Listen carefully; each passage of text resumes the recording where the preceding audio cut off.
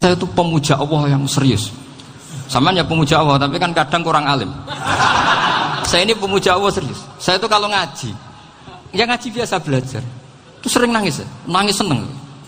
Misalnya saya baca tadi, Miftahul Jannah la ilaha illallah, lung kunci kok dikasihkan. Kita ini masuk neraka gak pantas, enggak bawa kuncinya kok masuk gitu. Harusnya kita ini masuk surga, kita kan pegang kunci surga, gak pegang kunci neraka. Maka aneh kalau kamu masuk neraka itu aneh. Coba kita pegang kunci surga apa kunci neraka? Tapi kadang teman saya suon rokok rano kunci ini. Karena tidak ada pintunya. Terus saya bilang, kamu kok tahu? Memangnya mau ke sana kata saya. Saya tidak punya rencana tahu neraka. Dan saya meskipun guyon itu serius. Bedanya orang alim sama ndak itu di situ. Kalau orang alim itu guyon itu masih benar, masih serius. Coba saya bacakan ayatnya. Ala inna auliya Allahi la khaufun alaihim wa lahum yahzanun. Terus lahumul busyra fil hayatid dunya fil akhirah. Artinya kalau mungkar nangkir dengan penampilan garang gitu, berarti ada ketakutan apa enggak? Ada. Padahal ciri utama walinya Allah tidak ada ketakutan. Makanya itu termasuk dalilnya Sayyid Muhammad. Tidak semua orang alami seperti itu, karena wali-wali itu la khaufun alaihim wa lahum yahzanun. Wah anak kiai ketemu karena kerja tidur wedek. Iku dreseke ora kok pertanyaan itu, nak konan santri piye? Lho isen wis kiai dihanjuti mungkar nakir. Malu gak kira-kira? Mesti plengaan iki konan santri piye? Nak jawabannya gampang karena pernah ngajar tauhid. Makanya Sayyidina Ali ini cerita ini ada di kitab Nurul Dholam. Sama lihat di kitab Nurul Dholam karangannya Syekh Nawawi Banten. Itu Sayyidina Ali itu ya, andai kan orang biasa mungkin ya agak-agak hasud, tapi ini wali gak boleh kamu katakan hasud. Dia itu mangkal sama Umar. Orang kok setiap orang pernah dibentak. Apa dia berani bentak mungkar nakir? Penasaran dia. Bagaimana perangnya Umar itu berlanjut enggak gitu kira-kira. Akhirnya minta, ya Allah saya minta kasyaf. Ya karena yang minta Sayyidina Ali karena mau wajah dituruti sama kasyaf. Dilihat Sayyidina Umar pas meninggal itu. Jadi hasud itu ya kadang penting asal baik. Loh betul bahasa Kanjeng Nabi kadang la hasada illa fisnaten. Itu Nabi bahasakan ya hasad. Gus Verson saja yang nafsirkan ghobtoh itu kan gaya-gayanan sebagai ulama. Aslinya Nabi ngendikannya itu la hasada illa fisnaten. Ulama yang ganti itu namanya ghobtoh. Wong Nabi sendiri nyebut hasad kok kamu tafsiri ghobtoh. Ya hasad ya hasad. Udah enggak usah ditawil-tawil pokoknya gitu. Kalau sampean enggak percaya enggak apa-apa. Kok gitu aja kok repot. Karena sampean enggak percaya kemungkinannya dua. Satu enggak ngerti. Dua sama-sama alim. Kan dari awal kalau sama-sama alim kan laisa li alimin ayuqallida aliman akhir. Kita enggak perlu saling mengikuti. Ngapain hasud? Biasa aja.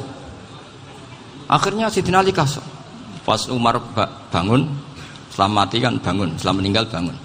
Mungkar nakir datang dengan perang yang sangat garang. Itu digambarkan Sayyidina Ali, matanya itu kalkidril ghali. Kayak apa? Kendil yang apa? Menganga. Wah seru. Sayyidina Ali senang, paling takut ini Umar.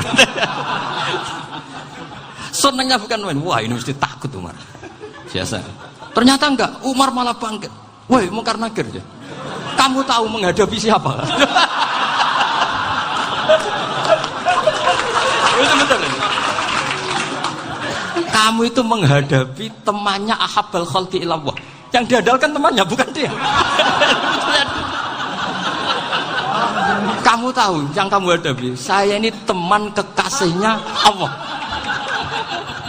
Jadi boleh kamu mengandalkan Mbak Virjon. Tapi nanti resikonya mungkar nakir tanya, itu Virjon siapa? Wah itu masalah kan. Makanya syaratnya wali itu harus ma'rufun fis sama. Di langit sudah populer. Makanya dulu ada orang yang saking seninya Abdul Qadir ditanya apa saja jamnya Abdul Qadir Al-Jilani. Itu aman karena beliau populer. Makanya program kita harus populer dulu di langit. Nah, itu nanti kalau dicatut oleh santri-santri nggak apa-apa. Kalau nggak populer nanti ditanya, itu siapa? Masalah ini. Umar itu yang dibanggakan itu, kamu tahu saya siapa? Ya enggak tahu, saya ini temannya kekasihnya Allah.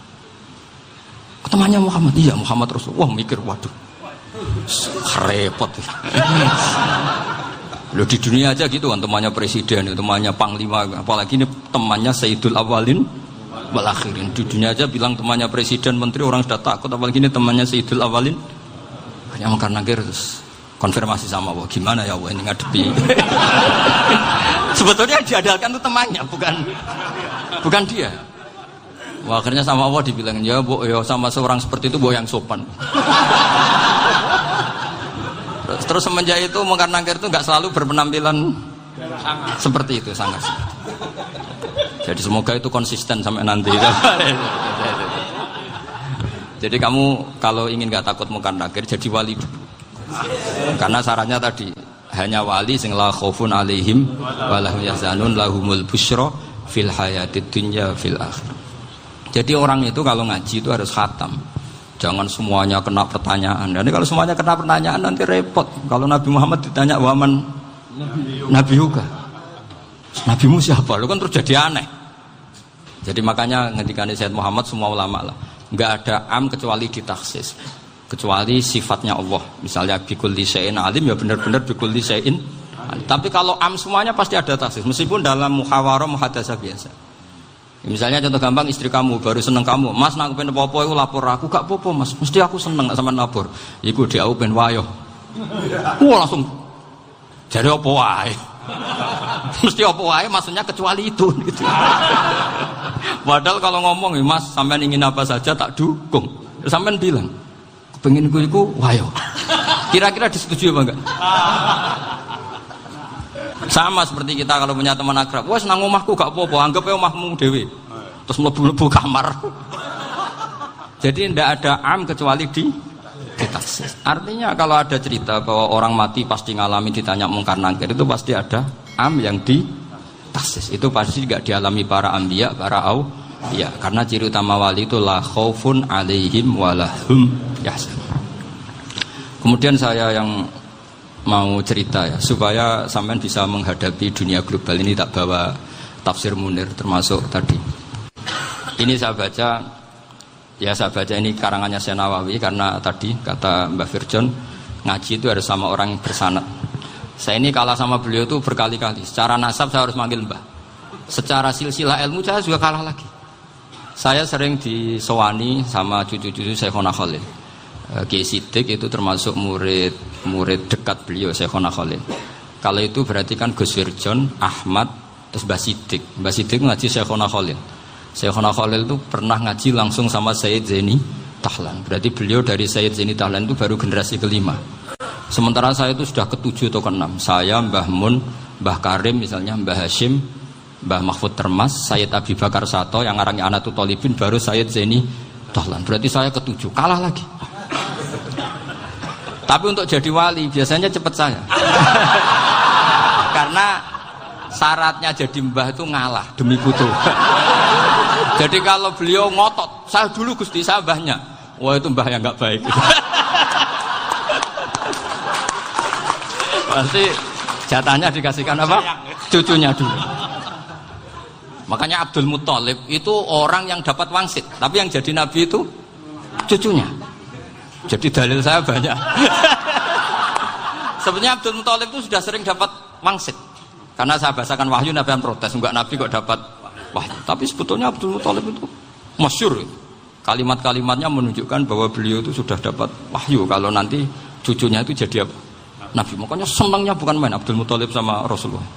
Putu seneng, mbah seneng putu. Jadi mungkin, jadi sampean enggak usah protes loh. Yang jadi wali kok cucunya. Dulu betul. Dulu Mbah Hamid Pasuruan itu kalau Mbah Ahmad Siddiq ke sana, Mbah Hamid Pasuruan kalau manggil Mbah Ahmad Siddiq itu paman. Tapi pamannya minta ijazah ke ponaan. Apa ya gara-gara itu memang. Kalau itu masih berlaku, apa? Ngalah tadi. Kayaknya masih, apa? Hawane masih. Hawane masih. Karena melihat tren-tren langit masih gitu kayaknya masih. Masih itu. Ya, tapi mbahnya tetap dapat jatah, tenang saja nanti. Tapi memang sebaiknya mbah itu legowo. Rasulullah Muhammad SAW itu terkenal min dzurriyyati Ibrahim. Tapi kata Rasulullah, ana dakwatu Ibrahim wa bisyaratu Isa. Aku nganti ngene iki barokah dongane Nabi siapa? Ibrahim. Jadi dongane Nabi Ibrahim nggih tiba teng putu. Jadi banyak bukti bahwa jatuhnya ke putu gitu. Tadi saya di kamar sama beliau berduaan. Nih Mbah sing dadi wali di sini. Aku webang. Cocokan tadi. Nah, kenapa saya akhir-akhir ini gulirkan daftar wali? Kenapa? Saya ini resah ya. Orang sudah ingin dicintai pejabat, dicintai tetangga, dicintai teman. Tapi kadang-kadang orang lupa lagi dicintai Allah. Makanya saya meskipun guyon, tapi ini amdan, bukan sahwan. Supaya orang punya cita-cita lagi jadi wali, ingin dicintai Allah. Kita ini terlalu lama ingin dicintai makhluk. Mbok ya naik kelas sedikit lah. Ingin dicintai Allah Subhanahu wa Ta'ala. Meskipun saya guyon, tapi tadi guyon saya tuh lebih serius ketimbang serius Anda. Karena tak pikir. Saya tuh kalau pergi itu seneng ngebis, bukan karena saya tidak punya mobil, tapi saya sering mau butuh itu supaya gak diganggu. Karena saya tuh harus punya waktu sendiri. Kalau bis kan ketemu orang gak kenal, tapi sekarang ya gak susah, banyak yang kenal. Dan susahnya lagi gak minta ijazah, minta foto. Terus repot tuh. Mau dibenci itu umatnya Rasulullah Shallallahu Alaihi Wasallam. Mau disetujui itu sanatnya mana? Kalau ketemu orang alim minta apa? Foto. Itu nggak ada sanatnya. Nggak tahu saya itu mazhab dari mana itu. Ya mazhab milenial yang jelas itu kan. Ini tak baca ya biar dapat. Karena ini kenangan saya sama Mbak Ahmad Siddiq. Saya masih ingat betul beliau ngisi hallnya Mbak Abdullah bin Umar, berarti abahnya Pak Hamid. Karena mbah saya itu Fatimah binti Khalid bin Umar. Kalau Mbah Hamid itu Hamid bin Abdullah bin Umar. Itu saya masih ingat betul zaman itu Mbah Hamid tiap hall di Lasem itu rawuh dan saya derek mbah saya karena masih misanan datang ke Lasem. Itu beliau pas itu ngisi sama Mbah Mun. Mbah Mun masih muda, Ki Ahmad Siddiq sepuh senior. Itu beliau cerita bahwa dulu ketika Indonesia dijajah Jepang itu para kiai mimpi dibacakan ayat Khulibatir Rum fi adnal ardi wa hum min ba'di walabihim salim. Terus ada kiai yang tanya, takwilannya gimana? Ya nanti Jepang pulang bukan karena kita yang mengalahkan, tapi Jepang ada yang mengalahkan sendiri meskipun tidak kita.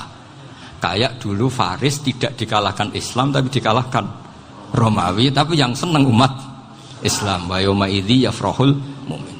Itu luar biasa ulama-ulama kita. Delalah kejadiannya Indonesia seperti itu. Yaitu kita tidak mengalahkan Jepang, tapi Jepang pulang sendiri karena dikalahkan apa? Sekutu. Ya ini saya baca. Ini tidak usah dicek bacanya benar apa enggak. Sudah aman apa? Aman. Karena kalau saya salah itu ya sengaja. Artinya ya sengaja saja. Ya biasa maksudnya. Saya kemarin ngisi di Pondok Peloso, di Pondok Al Munawir Jogja. Salah itu ada dua, ada salah memang benar-benar salah. Itu enggak apa-apa, bisa dimakfu. Karena mesti sangke wong goblok salah yang terus itu. Ada salah bawaan ilmu, itu repot tuh dadaninnya. Karena misalnya kita yang biasa belajar qiraah sabah wa yahsibuhu, mesti diulang lagi wa yahsabuhu. Karena qiraahnya Imam Asim itu hasibah yahsabu bi fathis sin.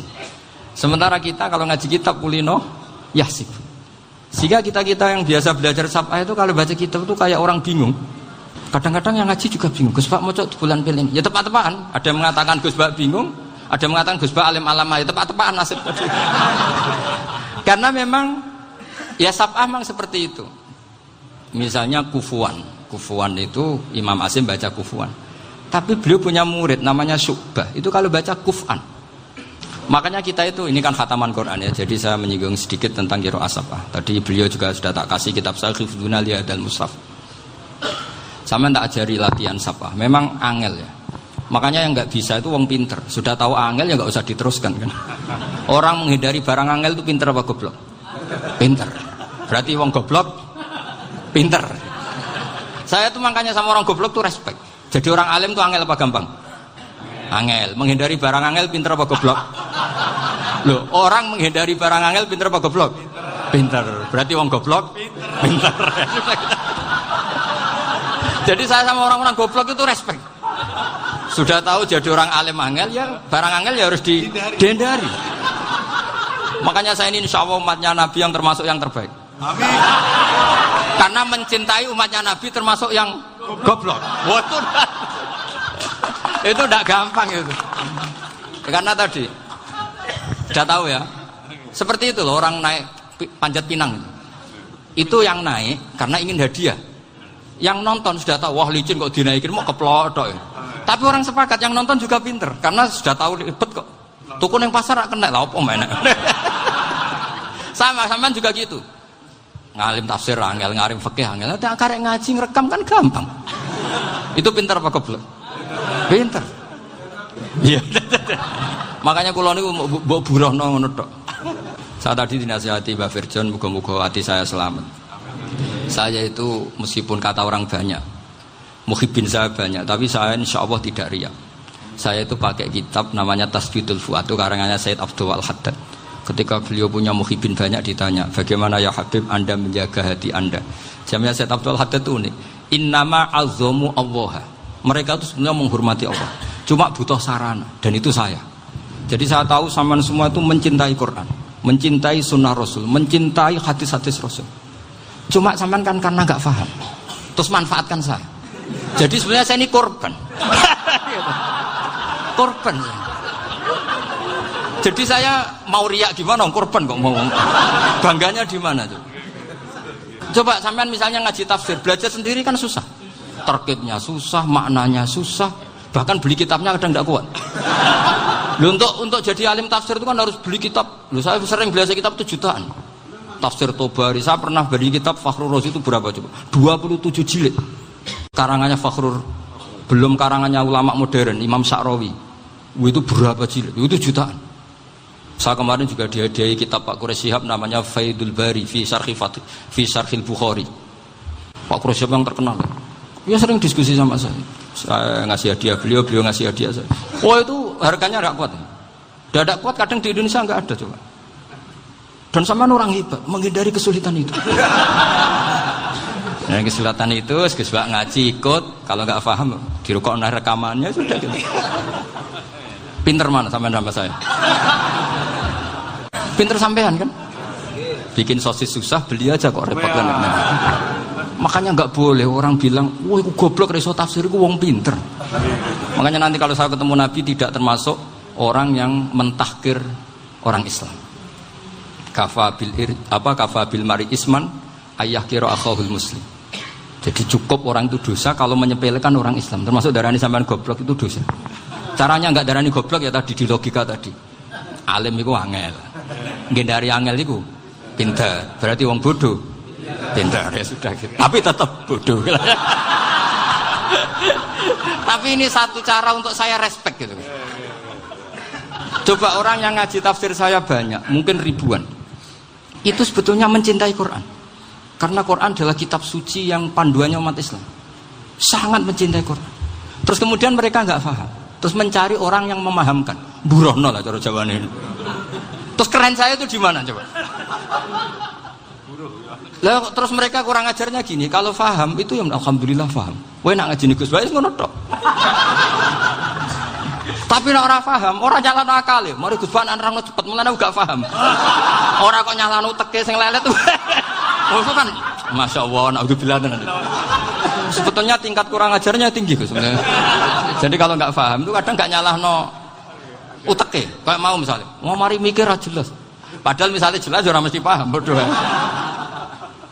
Paham? Jadi kata Said Abdul Haddad, innama azzamu Allah. Sebenarnya mereka itu sangat menghormati Allah. Makanya kita nggak perlu mengatakan wasilah itu kafir, nggak akan. Karena orang tawasul sama Rasulullah itu ingin dapat ridhonya Allah lewat orang yang dicintai Allah. Kita mencintai wali sebenarnya, wah itu kekasih Allah. Kita mencintai itu karena mencintai Allah. Sama seperti gini. Kamu mencintai kangkung apa enggak? Sebenarnya sama sekali enggak. Tapi kamu ingin sehat, ada asupan gizi. Kamu ingin tubuh kamu sehat, butuh asupan gizi. Kemudian kamu makan kangkung. Apa terus kamu cinta kangkung kan enggak? Cinta kesehatan kamu sama. Orang yang mencintai saya sebenarnya ingin kepuasan rohani. Saya kan termasuk kiai yang torekonya gampang. Ini swarga kan akhirnya penggemarnya banyak. Coba kalau kamu ini neraka. Wah. Jadi sebetulnya Anda mencintai kepuasan Anda sendiri. Nah, saya ini korban. Makanya untuk masuk surga cepat saya, korban itu cepat. Da'watul mazlum la turaddu kan gitu. Laisa bainahu wa bainallah hijab. Jadi saya kalau donga langsung seret langit. Karena mazlum. Saya sinau tafsir itu, Mbak, sampean bayangkan ada tafsir itu sudah 27 jilid. Sing ngarang Fakhrur Razi itu buletnya bukan main. Karena dia ahli filsafat. Buletnya masyaallah. Sudah gitu sinau Jalalain kadang dikomen oleh Sawi. Sudah kita percaya Jalalain jebule dibuli Sawi. Percaya Sawi dikandani, "Oh iku Maliki ra Syafi'i." Oh, ribet. Sudah gitu sinau Qurtubi, sinau tafsir Tabari itu susahnya. Belinya susah, belajarnya susah. Padahal saya punya keluarga, punya istri, punya anak. Bayangkan kalau istri saya rewel kayak istri sampai. Wah itu. Tapi alhamdulillah enggak. Sama sekali enggak. Allah sudah milihkan, wah ini bahaya kalau punya istri rewel. Imam Sibawai itu kitabnya banyak, tapi yang terbukukan hanya kitab Sibawai. Karena beliau kalau sudah belajar lupa istri. Hanya pas beliau di pasar, kitabnya dibakar semua sama istrinya. Karena dianggap saingannya. Ternyata yang dicerai tidak kitabnya, malah istrinya. Itu Imam siapa? Sibawai. Tapi alhamdulillah kitab saya nggak terbakar, aman. Saya teruskan ya. Jadi untuk menjaga riya dilatih innama azzamu Allah. Sebenarnya mereka itu menghormati. Sehingga wasail-wasail itu sebenarnya nggak pernah jadi subjek pelaku utama, enggak. Tetap Allah. Sebab itu kata Sayyid Muhammad, kamu kok mengatakan wasilah itu kafir itu gimana? Ketika innallaha qad ba'atsa lakum taluta malika. Talut itu ya manusia. PD-nya itu apa? Inna ayata mulkihi ayyatiyakumut tabut fihi sakinatum mir rabbikum wa baqiyatum mimma taraka alu Musa wa alu Haruna tahmiluhul malaikah. Jadi beliau PD itu kalau bawa sunduk semacam peti sakti, sing di situ ada baqiyatum mimma taraka alu Musa wa alu Haruna tahmiluhul malaikah.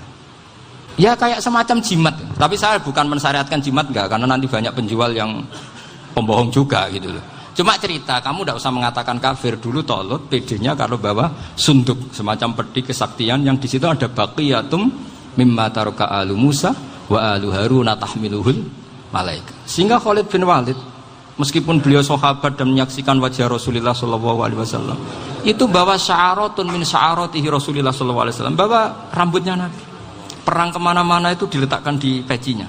Nanti sama tanya lagi, masa pakai peci Khalid bin Walid itu? Wah panjang, sampai itu repot. Sampai tak warai ngaji usul fikih. Usul fikih itu kalau ngaji itu ada istilah tangkihul manat. Ini mesti ini wilayah yang kita bisa berdebat sama Mbah Firjon. Dulu itu musuh saya karena saya makili Anwar, beliau makili Peloso. Tapi tahu-tahu kalah tua terus saya mengundurkan diri. Di fikih itu ada istilah, ada tangkihul manat, ada tahqiqul manat, ada tangkihul manat. Tangkih itu kira-kira gini, lafadz hadis itu dibuang sekian untuk tahu bahwa itu madarul hukmi. Misalnya gini, tak beri contoh paling gampang. Sama harus paham, kalau nggak paham nggak pinter-pinter. Ja'a a'rabiyun ila Rasulillah sallallahu alaihi wasallam. Ya karena ini menghormati Mbah Ahmad Siddiq, saya orang alim, jadi ngaji ini tetap ada suasana alim. Ya harus ada suasana alim. Nggak perlu jadi orang alim tadi, susah. Sudah ngindari susah itu pintar. Sudah itu aja. Jadi orang alim susah, ngindari barang susah pintar. Berarti orang tidak alim pintar. Nah, meskipun tetap sudah kita itu pegangi sampai mati nanti. Loh, jadi orang alim itu repot. Itu kata Imam Ghazali, kalau orang alim kalau masuk surga itu sama Allah nggak boleh. Kif, kamu nggak boleh langsung masuk surga. Coba cari umat kamu, syafaati dulu. Nah, saya takut nyari sampean tidak bisa kembali. Saya tidak punya rencana itu. Pokoknya masuk. Golek sampean kuaduan. Aduan balik raroh dewe, repot nanti saya. Berat jadi orang alim itu berat. Ya saya teruskan ya. Ada tangkihul manat. Ja'a a'rabiyun ila Rasulillah sallallahu alaihi wasallam. Faqala ahlaktu wa ma ahlakaka qal waqa'tu imraati fi nahari Ramadan. Ya sidang kita, saya ini rusak ya Rasulullah. Kenapa? Karena saya menjima istri saya fi nahari Ramadan. Terus kata Nabi, kamu harus bayar kafarah. Napa Nabi kafarah? Puasa 2 bulan. Wong baru 1 hari aja terjadi gitu kok disuruh puasa 2 bulan. Ya tidak kuat ya Rasulullah. Baru berapa hari saya puasa aja kecelakaan seperti itu. Apalagi kalau sampai 2 bulan. Tidak ya Rasulullah. Ya sudah kalau gitu kamu pertama ngasih makan apa? Itqu raqabah kan, pertama merdekakan budak. Tapi kan sekarang nggak ada budak, makanya terus sekarang langsung puasa. Wah ini nggak bisa semua. Ya sudah ngasih makan orang 60. Kasihkan siapa ya Rasul? Ya orang fakir. Saya ini paling fakir. Di kampung saya ini orang paling fakir. Jadi mulai dulu orang fakir itu hubungan suami istri itu paling lancar. Mulai dulu. Makanya orang fakir itu anaknya banyak. Karena hiburannya hanya itu. Wong Ramadan aja. Coba mau ke ATM nggak punya uang, mau antri di bank nggak punya, mau apa coba? Itu mulai dulu. Ini sanadnya mutasil. Wah, akhirnya sudah sanksinya kan tadi ya idku raqabah atau puasa 2 bulan berturut-turut atau ngasih makan 60 orang miskin. Lalu kata ahli usul fikih, kata A'rabi dibuang, nggak menjadi catatan hukum. Orang kota pun kalau melakukan itu juga kena sanksi yang sama. Imro'atau juga dibuang. Andai kan itu dilakukan untuk amatnya juga ketentuannya sama. Nah sekarang perdebatan antara Imam Syafi'i dan Imam Malik begini. Sekarang pertanyaan gini, jima istri itu hukumnya boleh apa haram? Boleh kan? Lalu kalau ada orang tanpa udzur kemudian makan siang-siang, cara Imam Malik hukumnya sama, harus kena sanksi yang sama. Karena sama-sama hadku hurmati Ramadan bighairi udzrin syar'iyyin. Sama-sama merusak hukum Ramadan tanpa udzur syar'. Lu jima itu tidak zina. Kan hukumnya jaiz. Nah, sekarang makan hukumnya jaiz, harusnya juga kena ketentuan yang sama. Cara pikirannya Imam Malik. Nah, alhamdulillah Imam Syafi'i gak setuju. Wah, cara setuju repot. Bahkan orang-orang Syafi'i sudah punya khilaf, kalau gitu minum dulu. Iya, biar gak kena. Iya, biar iftarnya pakai minum. Setelah minum baru jima kan. Ya. Ini sudah menyiapkan khilafnya. Ini khas Syafi'i ini, bongsong rekayasa hukum. Nanti bisa belajar jauh cara ngakali hukum. Makanya guyonan yang masyhur Gus Dur itu gitu. Ada seorang kiai atau Gus lah, ya punya salah, namanya manusia kan punya salah, entah cangkruk entah apa, pokoknya punya salah. Ada wartawan yang ngiranya semua kiai itu orang suci, sehingga tanya sama Gus Dur, Gus itu ada kiai kok, ya pokoknya salah lah. Tapi jangan bayangkan dosa besar, enggak, kecil-kecil aja. Itu gimana itu? Padahal kiai kan orang suci. Jawabnya Gus Dur lucu. Ya justru yang boleh salah itu para kiai, kalau kamu nggak boleh. Loh, kok bisa Gus? Karena mereka tahu caranya tobat. Repot. Kalau kamu nggak tahu caranya, sama pelanggaran hukum itu ya harus pakar-pakar hukum. Itu yang tahu caranya rekayasa. Kalau kamu ya kena pasal kan. Ya. Jadi kamu jangan niru saya. Saya ini punya sekian cara untuk Nah, itu namanya khilah. Makanya kata Sayyid Muhammad, kamu tidak usah anti khilah. Karena Abu Hanifah itu membolehkan khilah, kitabul khiyal. Yang penting kamu soleh dulu. Setelah soleh nanti Allah maklumi. Soleh dulu, syaratnya soleh dulu. Kalau tidak soleh jangan. Contohnya gini, ada orang mau puasa lemes sekali, mau makan. Gampang. Kalau langsung makan kan kayak hadku hormati Ramadan biwiri udrin syar'iyyin. Aku langsung mau jembera sowan Mbah Firjo. Sudah status saya apa? Musafir. Nah, sudah berangkat aja sampai Tuban makan. Nanti kalau nggak jadi ya nggak apa-apa sudah. Kan mulai pergi sudah musafir. Saya tidak tahu nanti malaikat tertarik gebuki nggak tahu. Tapi itu ada khilahnya. Asal soleh. Karena kata Sayyid Muhammad dan semua kitab mengatakan itu. Kalau sama nggak tahu ya kebablasan. Nabi Ayub, yang terkenal Gudiken itu siapa? Ayub ya. Itu yang Israiliyatnya kan seru lah. Gudiken dikukur bek kreweng itu terlalu lah kalau itu. Untuk kreweng konti ning Arab ora ono kreweng itu sudah masalah itu. Singkat cerita, Nabi Ayub ketika diasingkan kaumnya itu kan nggak punya sumber makanan. Lah orang lelaki itu mulai dulu egois. Istrinya Nabi Ayub itu cantik sekali. Udah cantik, rambutnya bagus. Makanya kamu nggak usah tanya kenapa istrinya kayak banyak yang cantik. Ya, nah warasatul anbiya nggak boleh gitu. Kalau nggak cantik ya warasatul anbiya dari segi balak. Istrinya Nabi itu semuanya cantik. Nggak usah tanya sebabnya apa, pokoknya gitu, semuanya cantik. Singkat cerita, beberapa kali istrinya Nabi Ayub itu kerja demi bisa nafkahi Nabi siapa? Suatu saat itu tidak ada pekerjaan yang cukup untuk beli roti.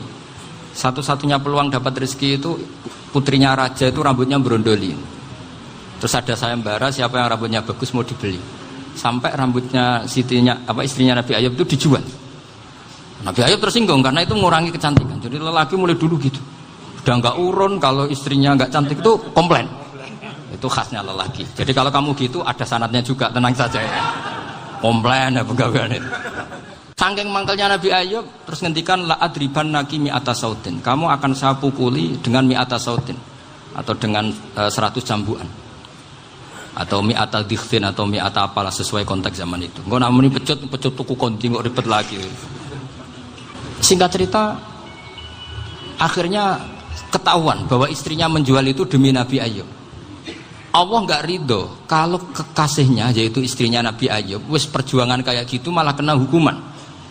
Tapi Allah juga nggak ingin kekasihnya yang bernama Ayub melanggar sumpah. Padahal beliau sudah sumpah, wallahi demi Allah nanti tak pukul dengan 100 kali. 100 kali dengan lidi lah misalnya, contoh yang gampang tuh lidi. Akhirnya sama Allah dikasih satu solusi.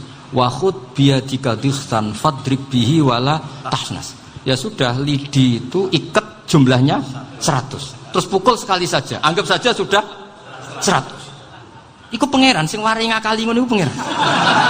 Tapi syaratnya soleh. Syaratnya soleh. Jadi kalau kamu anti khilaf berarti anti ajarannya Allah di ayat itu. Wa khud biyadika dikhsan fadrib bihi wala tahnas. Itu dulu ada, ini cerita di Ithaf, ini cerita terakhir, ini sudah, sama jangan tambah sudah. Terus pengumuman tadi, yang nggak pernah sepuh ngutang saya itu haram tadi. Karena tadi saya punya kewajiban di rumah yang bisa menggugurkan ya kewajiban yang lebih besar. Lebih besar itu ya tadi, bisa pernah guru, pernah sepuh, yang jelas nggak umur. Umur sampean menangkap itu, tua-tua serepot itu. Ada raja itu ganteng kaya, senengannya nikah perawan cantik. Itu semua kampung mesti kenal. Mungkin digilir atau gimana pokoknya. Suatu saat ada pemuda suka sama perempuan yang di kampungnya, cantik sekali. Kemudian pemuda ini ternyata pekerja di kerajaan itu. Tiap hari ditanya, wah itu yang di kamu yang cantik siapa? Mau saya nikahin gini. Wah bahaya ini, saingannya raja. Jadi yang dibidik pemuda tadi itu saingannya. Si raja ini orang yang namanya raja kan gengsinya tinggi. Kaifatang kihuha wa qad ra'aitu qad qabbalaha rajulun. Kobok nikahi, saya itu pernah melihat dicium lelaki. Wah, gak mau. Gak gelem, kadang ditambung lan waqat qabbalah rajulun. Saya pernah melihat sendiri qabbalah rajulun, dicium oleh lelaki. Wah, sudah gak minat raja langsung, gak keren. Suatu saat pemuda tadi nikahi perempuan itu. Rajanya marah-marah, kamu lelaki gak punya harga diri gini. Gak punya selera, gak punya harga diri, sudah pernah dicium orang kok tetap dinikah. Bilang ke raja, ta'rif manir rajul, lelaki itu siapa? Abuha.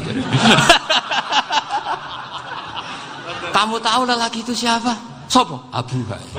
Bapaknya. Saya kan hanya bilang rajulun. Pernah dicium lelaki. Lah pikirannya raja itu lelaki ya kue-kue ngene iki. Tapi butuhe canom mau raja ben gak sida itu aja tuh. Baru kayak digulirkan gitu waqat qabbalah rajulun. Wah nggak mau. Setelah itu suatu saat pegawainya tadi nikahi perempuan. Kamu nggak punya harga diri gini. Kamu tahu mandir rajul apa abuha? Wah nak ngono aku gak apa-apa. Lah monggo sakniki wis bojo kula. Ora trimo wis diambung wis macam-macam. Lah itu namanya khilah. Apa? Khilah. Kalau di Balawa disebut tauriyah atau apalah. Tapi saya tidak ngajari sampean seperti itu. Sudah pinter sebelum saya ajarin. Bangsa ngakali kan sudah pinter. Saya kira demikian. Assalamualaikum.